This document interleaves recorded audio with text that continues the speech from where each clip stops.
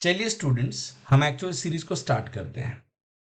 But guys, ये series start करने के पहले मैं आपको बता रहा हूँ, मैं ये मान के चल रहा हूँ कि जो भी लोग इस सीरीज को फॉलो करेंगे उनको ऑलरेडी सी लैंग्वेज अच्छे से आता है, और वो सारे के सारे लोग सिर्फ कैंपस प्लेसमेंट के लिए प्रिपेयर कर रहे हैं। और इस सीरीज का ऑब्जेक्टिव ही है कि कैंपस ड्राइव में जो पहला राउंड होता है उसमें स्टूडेंट को हेल्प हो। तो इसीलिए गाइज, मैंने सबसे पहले एक टॉपिक चूज किया है, logical operator and it's MCQs. So guys, सबसे पहले अभी हम ये समझते हैं व्हाट इज लॉजिकल ऑपरेटर।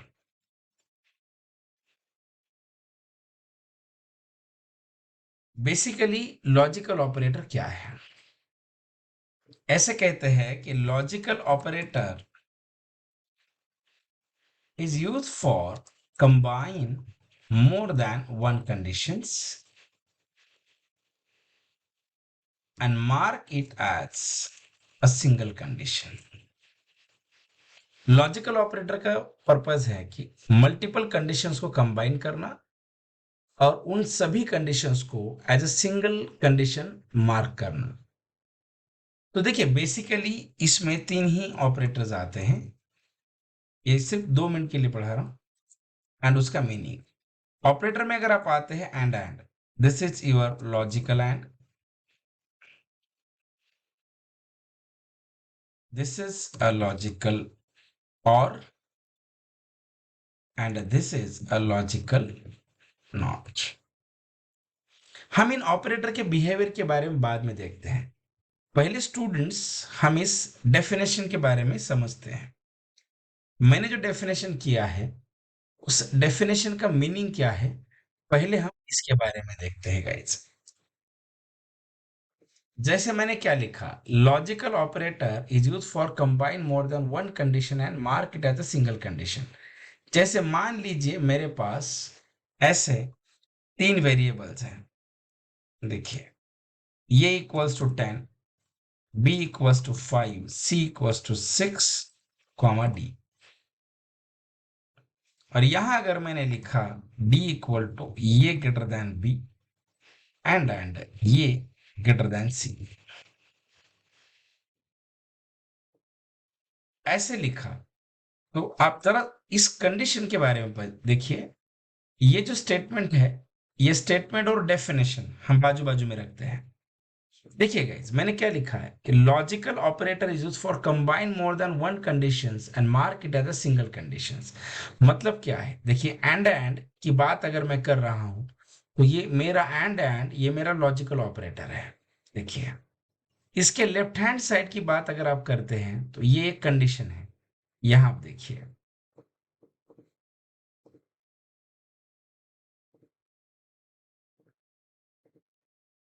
यहां पे अभी अगर आप आते हैं तो ये एक कंडीशन है, राइट? और ये एक दूसरी कंडीशन है।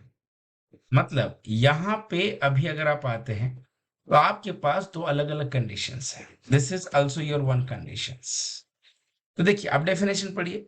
Logical operator is use for combine more than one conditions. ये एक कंडीशन है और ये एक condition, and mark it as a single conditions. तो ये दोनों कंडीशन मिला के मेरा एक यूनिवर्सल कंडीशन बना। मतलब ये कंडीशन नंबर 1, कंडीशन नंबर 2, ये दोनों को मिला के एक कंडीशन बना। ये है लॉजिकल ऑपरेटर। क्लियर? अभी हम गाइस इन लॉजिकल ऑपरेटर के बिहेवियर के बारे में जानते हैं, and then will start coding, और एमसीक्यूज बाद में हम देखते हैं। अभी हम लॉजिकल एंड की बात अगर करते हैं, if all conditions are true then condition is true, otherwise condition is a false, ये माना जाएगा। लॉजिकल और में अगर आप देखते हैं, if any one condition is true then condition is true, otherwise false. मैं सॉल्व करके दिखाता हूं। एंड लॉजिकल नॉट की बात अगर हम करेंगे गाइस, इसका मतलब है if condition is true then false, and if false then true, ऐसे होगा। चलिए स्टूडेंट्स, मैं आपको ये बताता हूं। एक चीज आप बहुत ध्यान से देखिए, नोट, बहुत इंपॉर्टेंट चीज लिख के दे रहा हूं। Every logical operator work as a logical gate internally. मतलब क्या है? हर एक लॉजिकल ऑपरेटर एक इंटरनली लॉजिकल गेट होता है। मतलब and work as a AND gate, it work as a OR gate, and it work as NOT gate। चलिए इसका क्या मतलब है मैं बताता हूं। चलिए गाइस, पहले मैं आपको एंड समझाता हूं। अभी हमें इस एंड के बारे में देखना है, और एक एक चीज मैं आपको बहुत डिटेल में समझाऊंगा। सिर्फ आपको ये पहले 5 मिनट थोड़ा सा पेशेंस रखने हैं। जब आगे के एग्जांपल्स आप देखेंगे तो आपको समझ में आ जाएगा कि इस वीडियो सीरीज में ऐसे ऐसे कॉन्सेप्ट्स आपके क्लियर हो जाएंगे कि जो शायद बहुत सारे बुक्स में आपको नहीं मिलेंगे। देखिए, logical and, if all conditions are true then condition is true, otherwise condition is false. ये और इस स्टेटमेंट के ऊपर आप ज्यादा ध्यान दीजिए। Every logical operator work as a logical gate internally. मतलब क्या हुआ, ये भी लेते हैं पेंट में, और ये दोनों लेके मैं आपको डिटेल में समझाता हूं, तो आपको समझेगा मैं क्या कहना चाहता हूं आपसे। ये है, मान लीजिए मेरे पास ऐसे 3 वेरिएबल्स हैं। इंट ऑफ ये B equals 5, C equals a, comma D है। ऐसा है।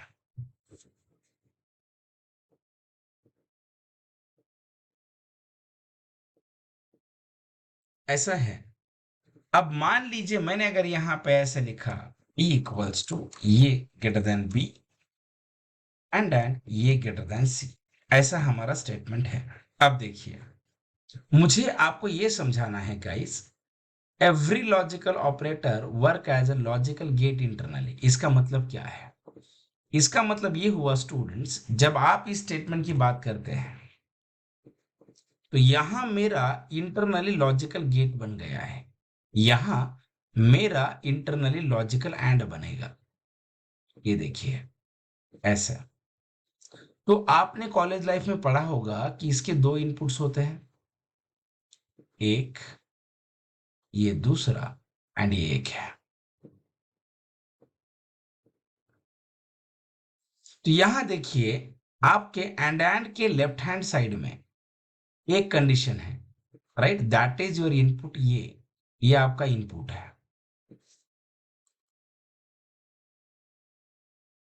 ये दूसरा एक कंडीशन है, ये ग्रेटर देन सी, ये आपका दूसरा इनपुट है।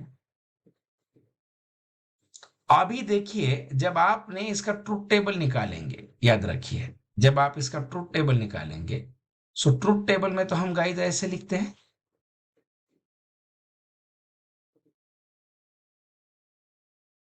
ये greater than B,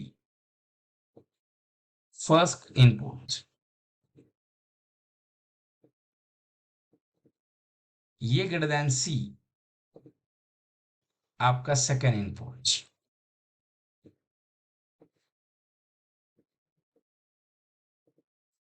and last में जो रहेगा ये आपका डी है, that is your last output होगा ये।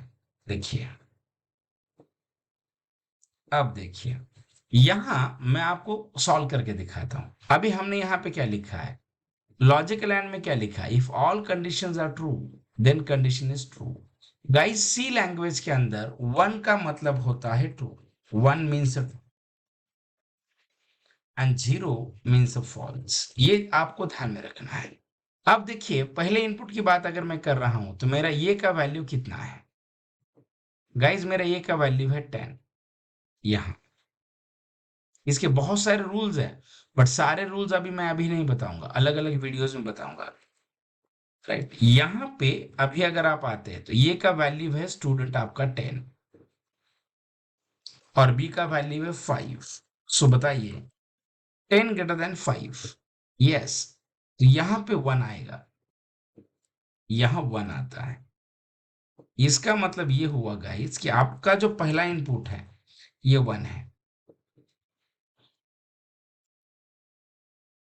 और ये दूसरा इनपुट अगर आप बात करते हैं, दूसरा इनपुट क्या है, ये का वैल्यू क्या है 10, और गाइस सी का वैल्यू क्या है, जो सी है इसका वैल्यू 8 है। सो 10 greater then 8, that is your again 1। तो दूसरा भी इनपुट आपका 1 है। यहाँ पे पहला अगर 1 है, दूसरा 1 है, तो ये एंड गेट है, पहला इनपुट 1, दूसरा इनपुट 1, तो आउटपुट 1 आएगा। मतलब ये जो आपका डी है, यहाँ पे आपका 1 आएगा। मतलब ये जो डी है आपका, इस डी में आपको 1 मिलेगा। देखिए ऐसे होगा। इसीलिए मैंने क्या कहा, ये पहला कंडीशन भी आपका ट्रू है, दूसरा कंडीशन भी ट्रू है, तो आउटपुट ट्रू रहेगा। Getting? Every logical operator work as a logical gate internally, ये बहुत इंपॉर्टेंट है। अंडरस्टैंड? यस, देखिए ये ऐसे है। अभी आप थोड़ा सा हम वैल्यूज को बदलते हैं। मान लो मैंने यहां 50 डाला, इसके एग्जांपल्स काफी अच्छे से देखेंगे गाइस, बट मेरा ये मानना है कि पूरे एग्जाम्पल डिटेल में देखने के, मतलब एमसीक्यूज काफी कॉम्प्लिकेटेड देखने के पहले, या एमसीक्यूज के पहले एमसीक्यू सॉल्व करने के लिए लगने वाला जो बेस है वो पहले हम क्लियर करते हैं। मान लो यहाँ 50 दिया, अगर आपने यहाँ पे 50 दे दिया, देखिए तो ये का वैल्यू है 10, बी का वैल्यू है 50, 10 ग्रेटर देन 50 होता है क्या? नहीं स्टूडेंट्स, ये कंडीशन आपकी फॉल्स है।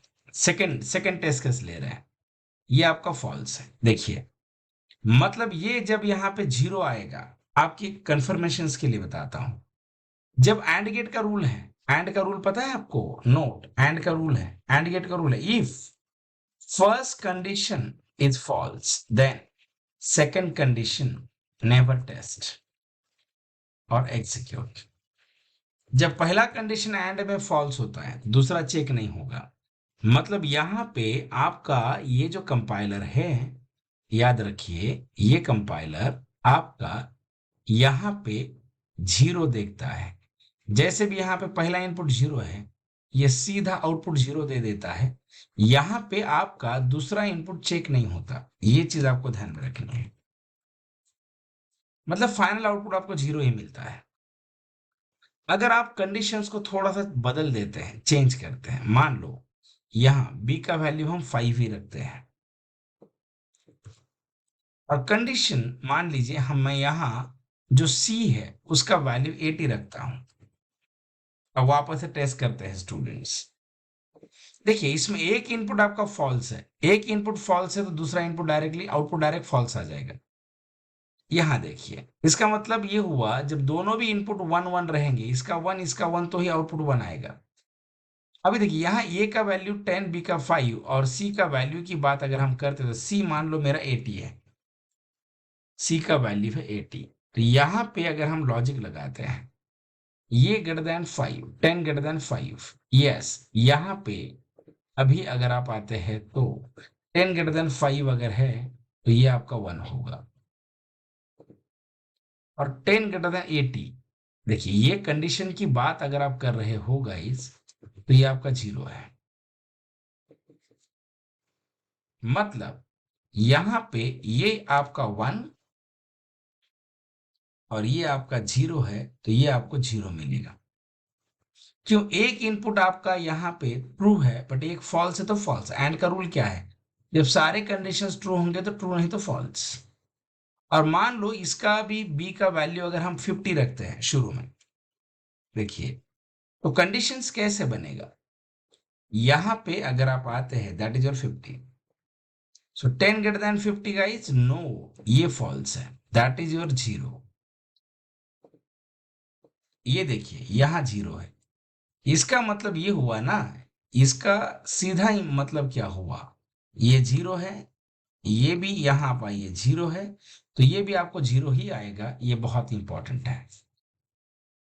क्लियर? मतलब देखिए अगर आप इस एंड की बात करते हैं, तो ये एंड इंटरनली एंड गेट होता है। मैं आगे इसीलिए गेट्स बता दिए, आगे हमें बहुत फायदा होगा जब हम आगे की पूरे गेट सॉल्व करेंगे तब। तो चलिए गाइस, सेकंड वीडियो में हम और गेट देखेंगे, बाद नॉट गेट, और बाद में फिर एमसीक्यूज देखेंगे। काफी यूनिक कॉन्सेप्ट्स मैं आपको क्लियर करूंगा। तो चलिए नेक्स्ट वीडियो में हम क्या करते हैं, और गेट देखते हैं। और गाइस, अगर आपको वीडियोस अच्छे लगते हैं तो डेफिनेटली आप इसे चैनल को सब्सक्राइब कीजिए, आपके फ्रेंड के साथ भी आप शेयर कर सकते हैं।